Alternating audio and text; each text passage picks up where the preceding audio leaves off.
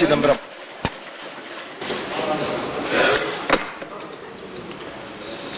Sir,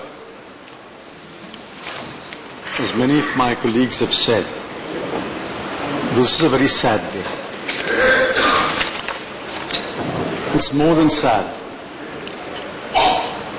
In the constitutional history of India, this will be a black day.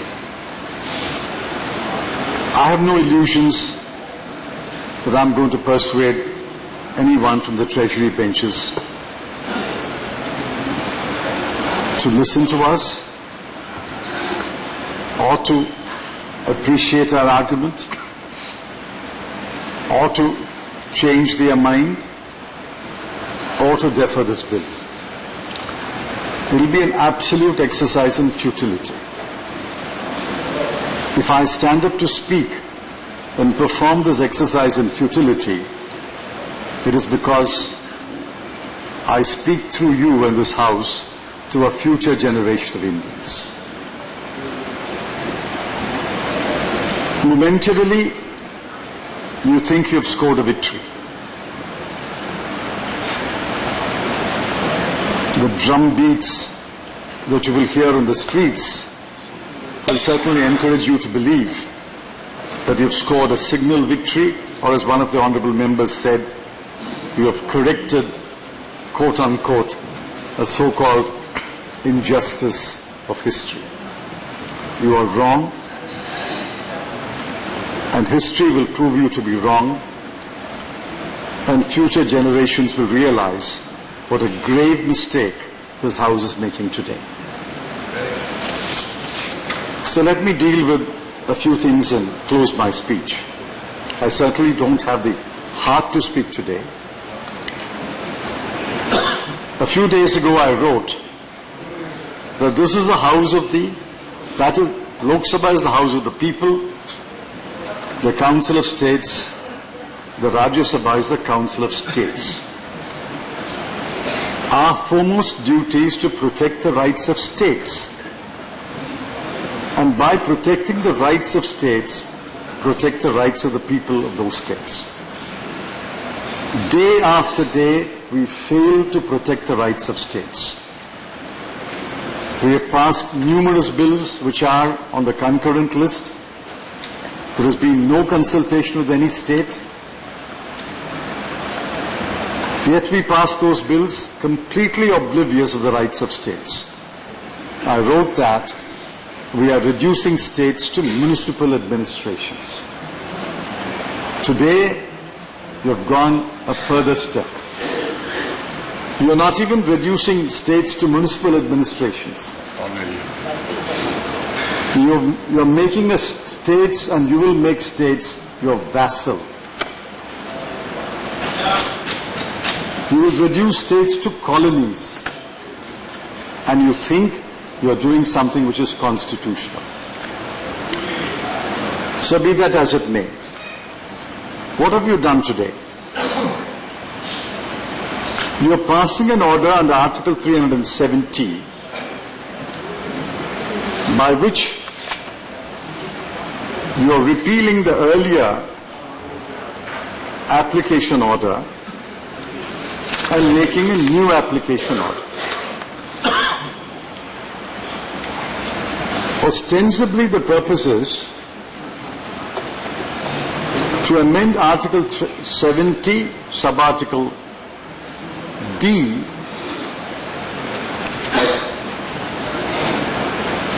and substitute the words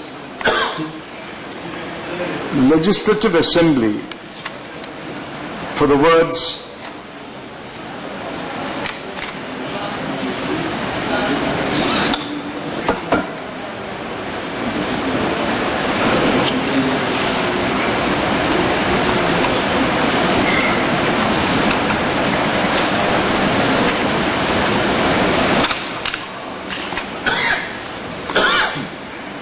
Constituent Assembly. Well, I'm sure some wise men in the law ministry may have told you that that's possible. I have no quarrel with anyone's wisdom. I could be wrong and they could be right. But I think you've forgotten that you cannot modify Article 370 by an order under Article 370. Article 370 enables you to modify such other provisions of the Constitution. It's beyond my comprehension how Article 370 order can be used to modify Article 370. I leave it there. I'm certainly not competent to hold a class in law. I may be wrong. But it's beyond my comprehension how Article 370 can be used to modify Article 370 when the language of the article is you can modify other provisions of the Constitution. You're doing another thing. You're passing 2 resolutions today. Or hoping you will pass. I'm sure you will pass it. And the first resolution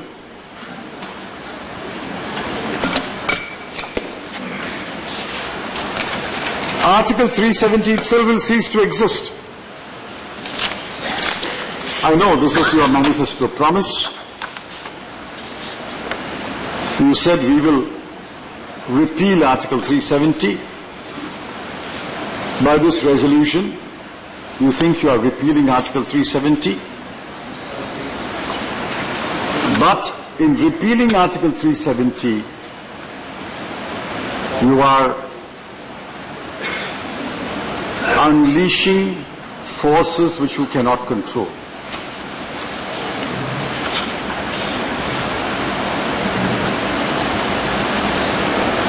I have dealt with the state of Jammu and Kashmir. The Honorable Home Minister today deals with that state. More than anyone else, he will appreciate what I'm saying. Yes, there are in the state of Jammu and Kashmir a number of young men who have taken to violence, who preach secession, and who want to split J&K from the Union of India. No one condones their action. No one supports their action. The Congress party and every other party is implacably opposed to those young men. But there are thousands of other young men, for reasons which they think are good, pelted stones. Thousands of other young men, for reasons which they think are good, called hartals.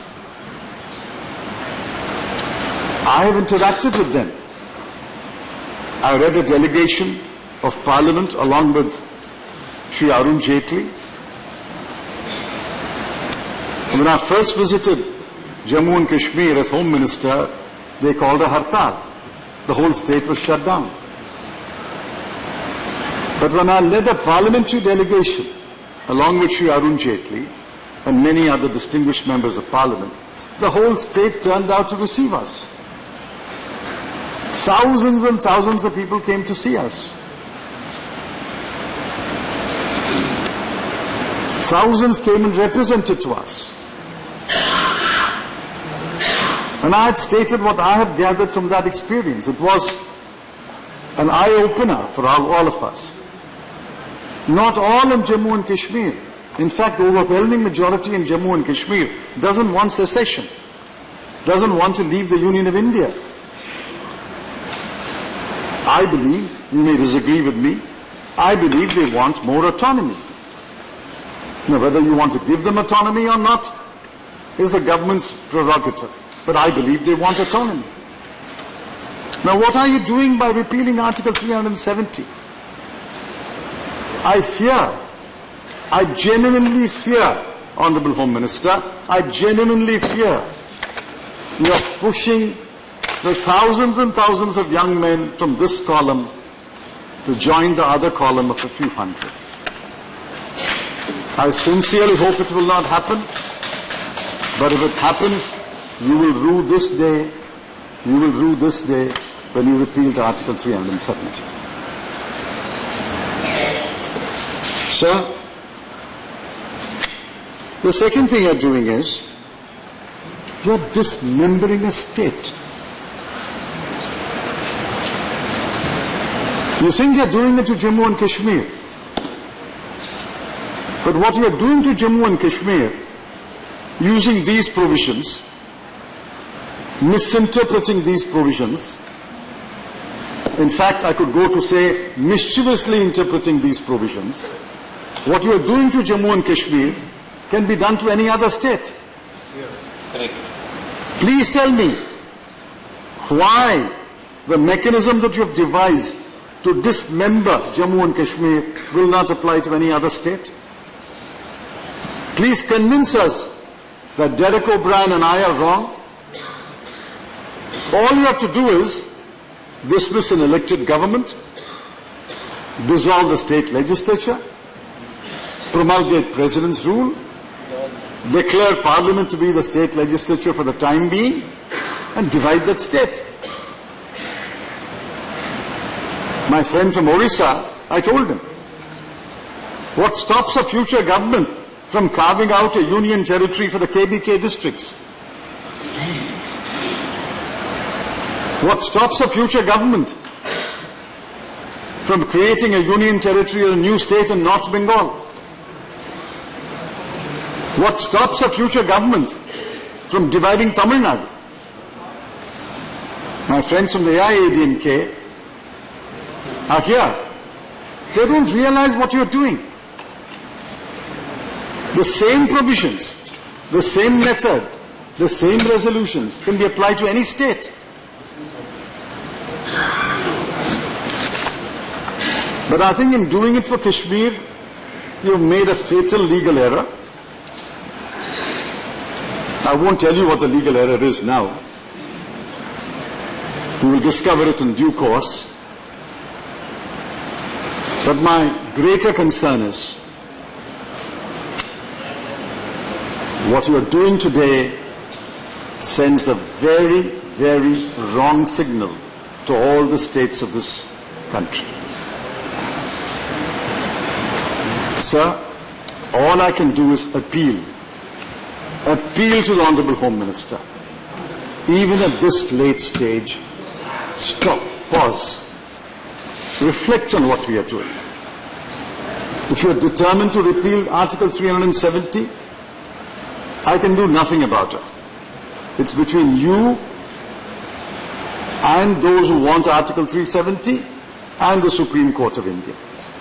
But the other thing that you are doing, dismembering Jammu and Kashmir, for heaven's sake, in the name of the people of India, I appeal to you, don't do that. Don't dismember that state. It's one state.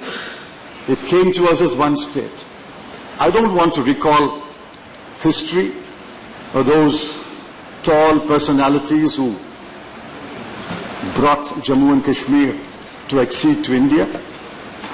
Some names continue to reverberate. Sardar Vallabhbhai Patel, V.P. Menon, Gopal Sami Iyengar. They brought Jammu and Kashmir under the instrument of accession. That is history. That is a historical document. It's as important as the Constitution of India. But if you wish to ignore history, if you wish to ignore the compact made with Maharaja Hari Singh, if you wish to ignore what Sardar Vallabhbhai Patel was able to achieve in those difficult days, it's your privilege. Do what you like. What you're doing is wrong. What you're doing is wrong. Repealing Article 35A is wrong. Amending the Constitution, invoking Article 370 is wrong. Doing away with Article 370 is wrong. But do all those wrongs. Do all those wrongs. I'm willing to, who am I? I'm willing to tolerate all those wrongs. But for heaven's sake, don't dismember Jammu and Kashmir. Don't do that cardinal sin. Don't commit that monumental blunder. Sir, shortly after I was born, this country became free. This country is free, democratic, republican,